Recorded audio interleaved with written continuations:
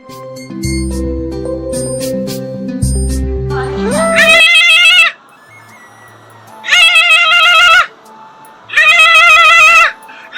baby, কি কৰিছা? শুনা না, মই বহুত চিন্তা কৰিছোঁ কাইলৈ বিয়াত কি পিন্ধি যাম।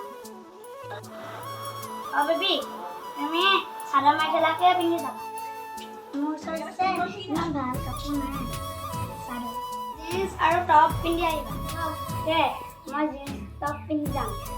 সঁচাকৈ কৈছানে? মোক চবে ঘূৰি চাবনে? মই কৈছোঁ ন যা, তোমাৰ বহুত ধুনীয়া লাগিব। মই কৈছোঁ ন মা মই বিয়ালৈ যাওঁ দেই।